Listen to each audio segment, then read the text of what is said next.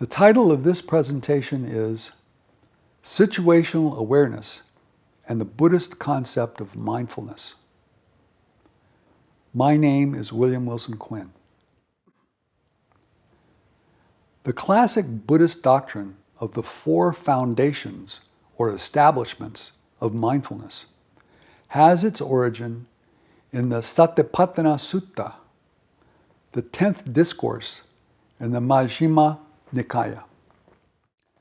A key element of this and other of the Buddha's discourses on mindfulness is that reality is accessible only in the now, and that we need to focus our minds, our complete attention or concentration on each and every passing moment of our waking, breathing lives that we commonly refer to as now. If we are able to achieve this, we necessarily avoid dwelling mentally in what are commonly referred to as our past, which in reality is our own memory, and our future, which in reality is our own imagination, and neither of whose contents is actually real at all, since neither is now. Events of our past that we may recollect, and projections about events of our lives in the future, are simply the mental constructs of memory and of imagination in the form of daydreaming, neither of which has inherent substantive reality. The substance of reality exists only in the now, which is the point that continuously separates the past, which is unreal because it only consists of remembering what was previously real as the now, from the future, which is unreal because it consists only in imagining what is not yet real. Mindfulness is about the now, about being and remaining fully aware in and mindful of the current moment, of being and living wholly in the present. Be here now, as Baba Ram Das has succinctly put it. Tradition holds that the Satipatthana Sutta, following centuries of oral transmission, was initially written in Pali around the 1st century BC.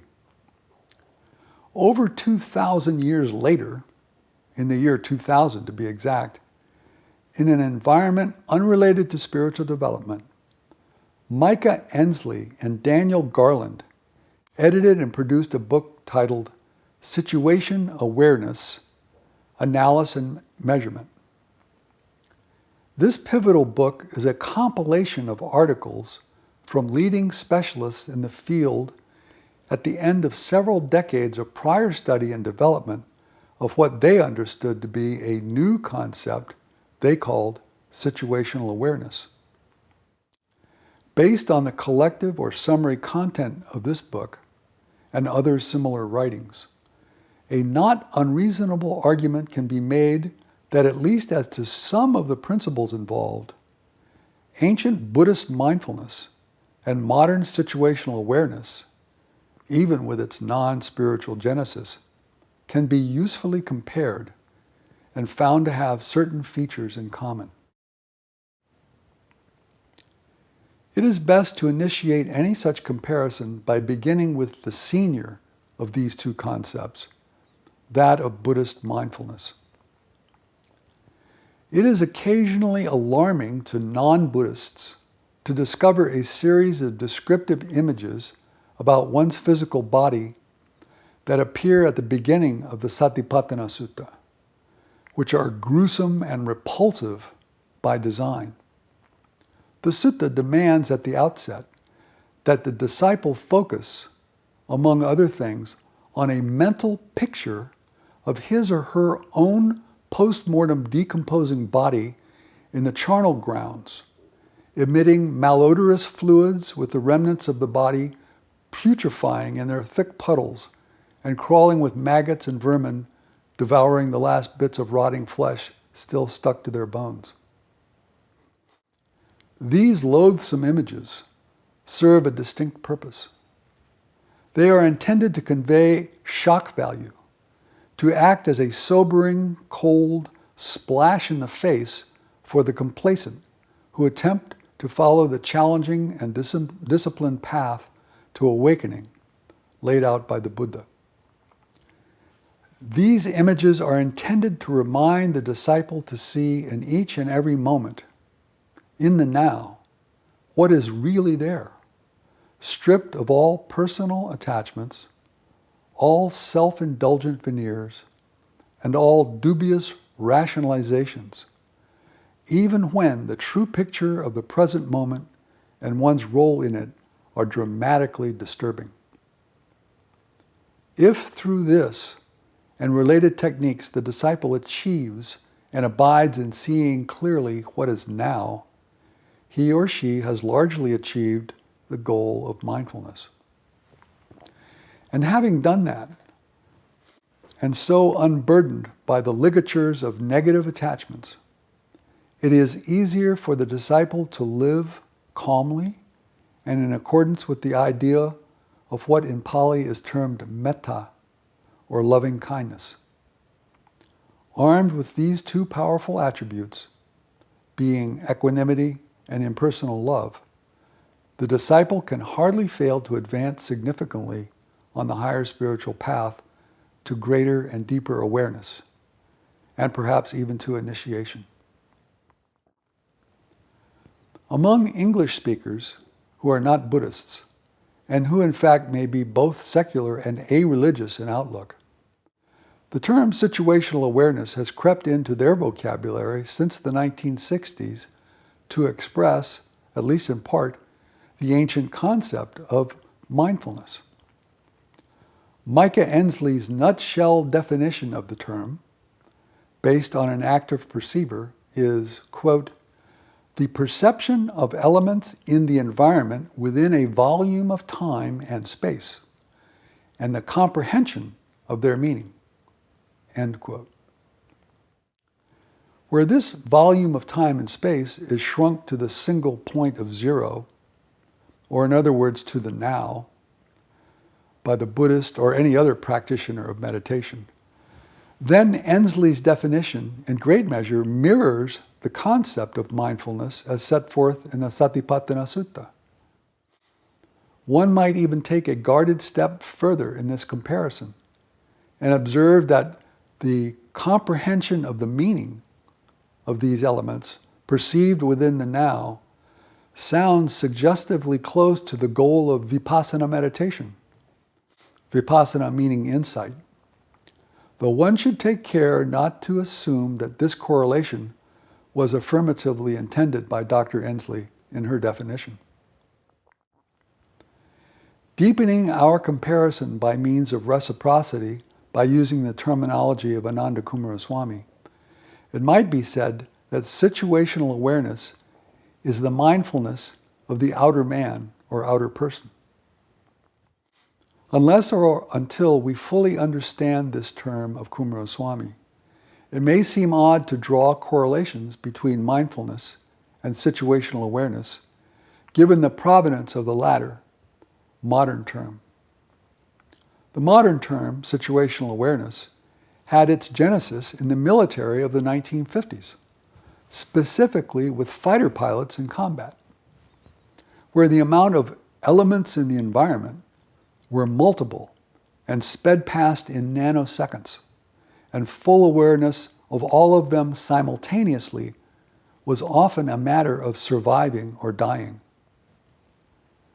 Situational awareness under those conditions was the most basic of survival tools.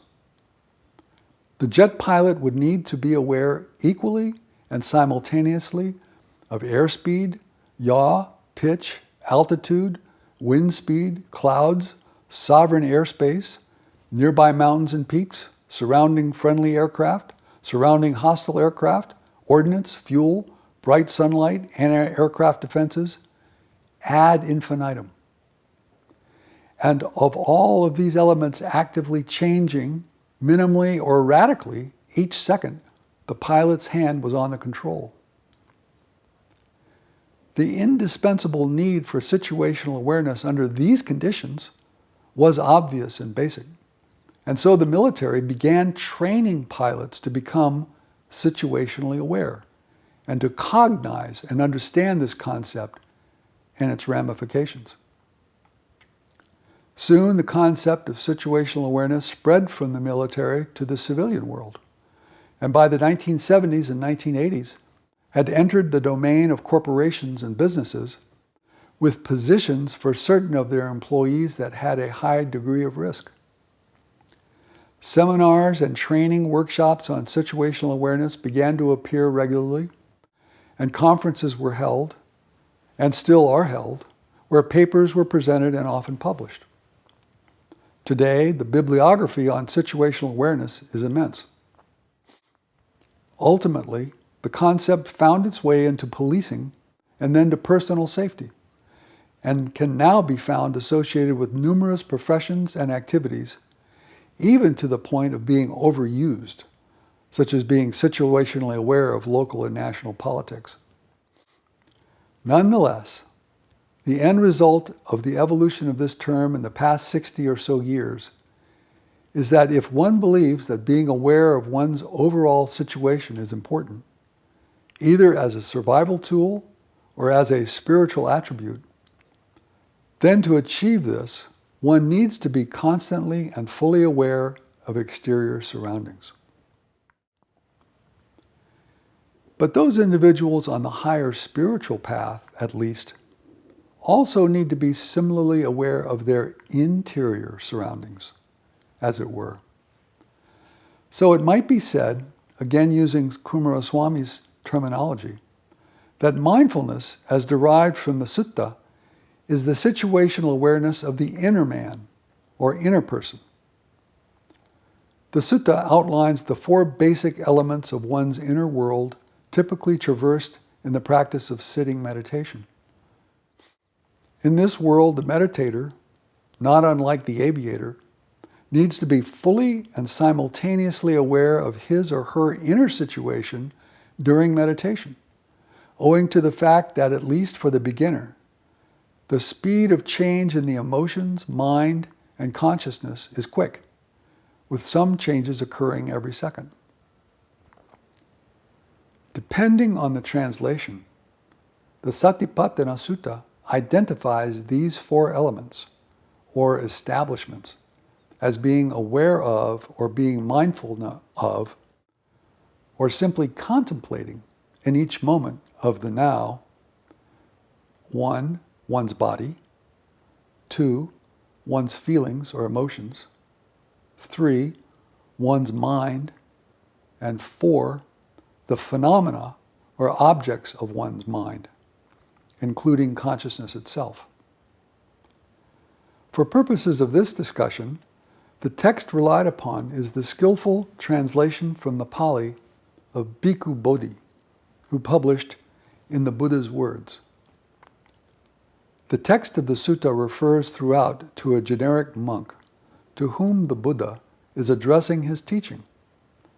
But this was the common didactic form used at the time, which can, without at all offending the meaning, be applied to any person regardless of gender or religion who is diligent in the practice of meditation.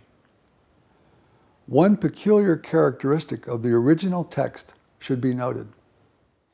This being repeated references to the monk's objective to contemplate the, quote, body in the body, the, quote, feelings in the feelings, the, quote, mind in the mind, and so forth.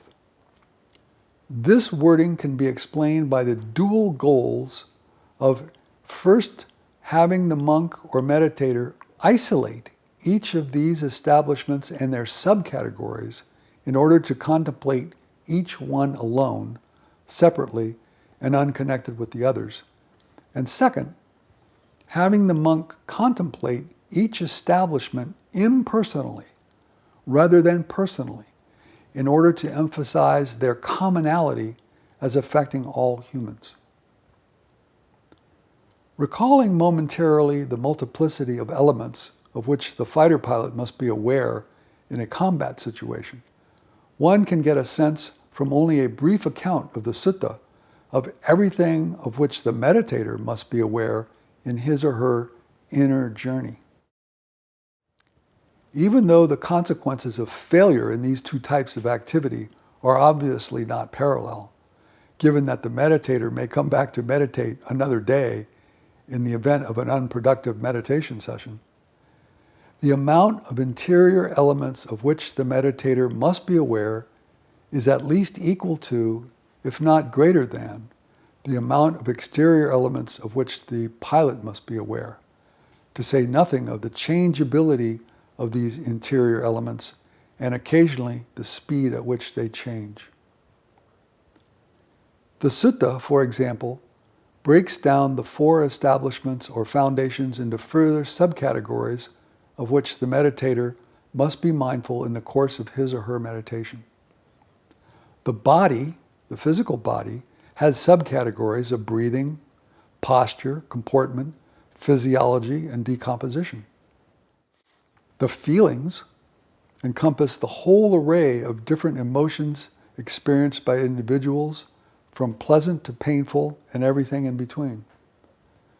Similarly, the thought processes of the mind are equally bounteous, with conditions of the mind ranging from delusional to contracted, to distracted to exalted, and ultimately to liberated.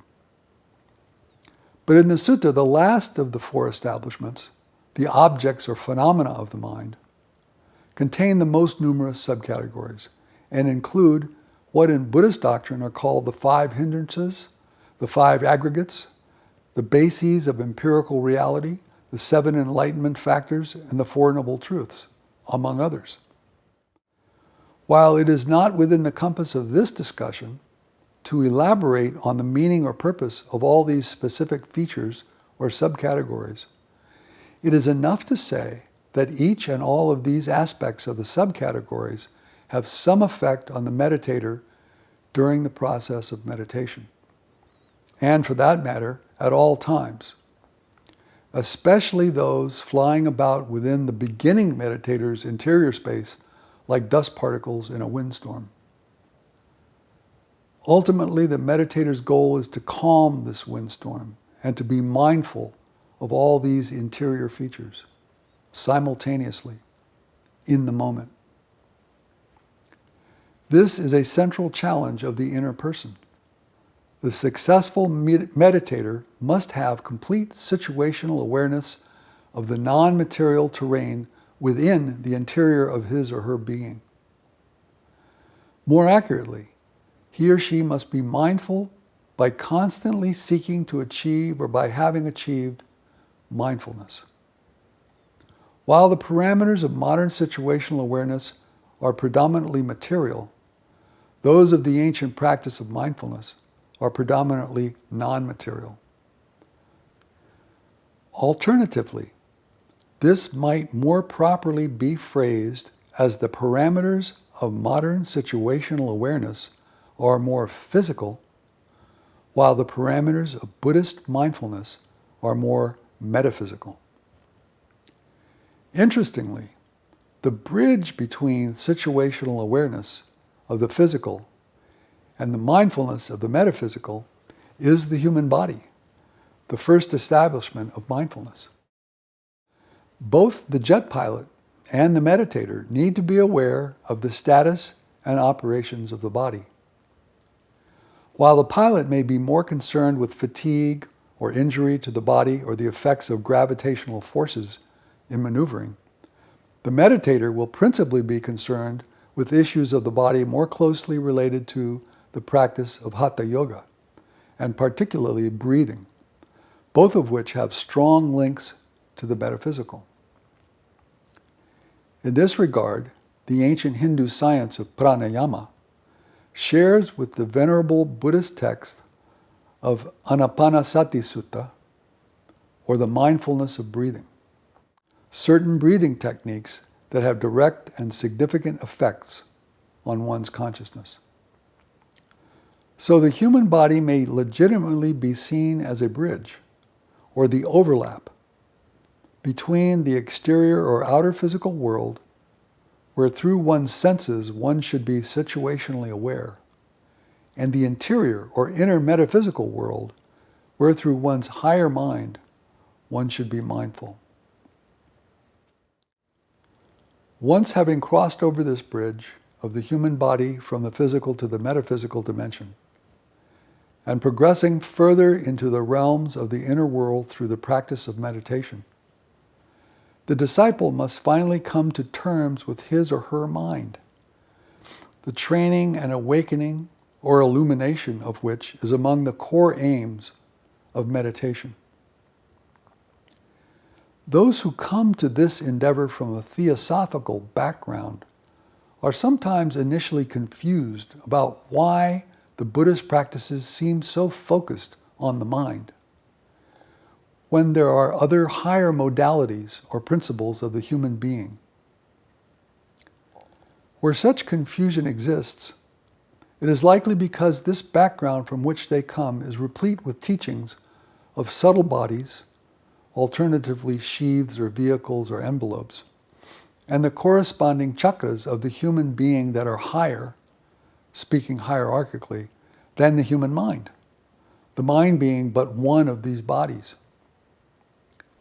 The writings of H.P.B., for example, and many others, adopt the classic Vedantic formulation of constituent koshas, or the subtle bodies and their alternate English translations from the Sanskrit, of which all human beings are comprised. The first two of these koshas are the Anandamaya kosha, which may also be termed Atma, and the Vijnayamaya kosha, which may also be termed the Buddhi. Below these is the mind, or the Manomaya kosha, often termed Manas, which is where the principal work of sitting meditation takes place, and why Buddhism places so much emphasis on training the mind. The simple reason for this is that the Atma is unconditioned and already fully awakened, and thus not subject to training or awakening by the disciple. And while the Buddhi may be conditioned, and at least vastly superior to the mind in awareness, neither is it subject to training by the disciple, except to increase its capacities and strength, so to speak, by utilizing it at every opportunity with ever greater confidence in and reliance upon its intuitive capacity, referred to alternatively as the process of intellection. Meditation, then, becomes the gateway for the centering of one's consciousness in these higher realms by steady training of the mind and accessing the ascending jhana states, or cultivated higher states of mind, which are effectively meditative milestones explicit in Buddhist doctrine. True mindfulness, then, is a condition of the mind, the calm, serene, and trained mind of a skilled meditator. Without this degree of mindfulness, the mind is not capable of awakening to full reality, where it becomes illumined by the light of the Atma through the lens of the Buddhi, a sacred and blissful state known as samadhi. True mindfulness only occurs in the present moment, in the now. This principle is the underlayment of the Satipatthana Sutta, which, together with the Theranamo and the Bhaddikarata Suttas, form the backbone of the Buddhist teaching on living in the moment, in the now, as the only way to experience reality. It might therefore be said that while situational awareness of each moment within the physical realm is an exoteric corollary to mindfulness in the metaphysical realm, owing to its final destination, true mindfulness is esoteric in nature. This encompassing nature, however, does not preclude one from being mindful, and so only situationally aware, in undertaking meditatively the simple and ordinary physical tasks of life. Accordingly, this esoteric nature of mindfulness is wholly consistent with if not fully incorporated into the Philosophia Perennis, the Theosophical doctrine, and further points to the truth that, in a higher dimension, both what we understand as the past and the future lie in the present. But in our current state, to have achieved true mindfulness in the kinetic now is to have reached the presence both of divine beauty and, ironically, of the quiet serenity in motionlessness, wherein one may hear the voice of the silence. Thank you for your attention.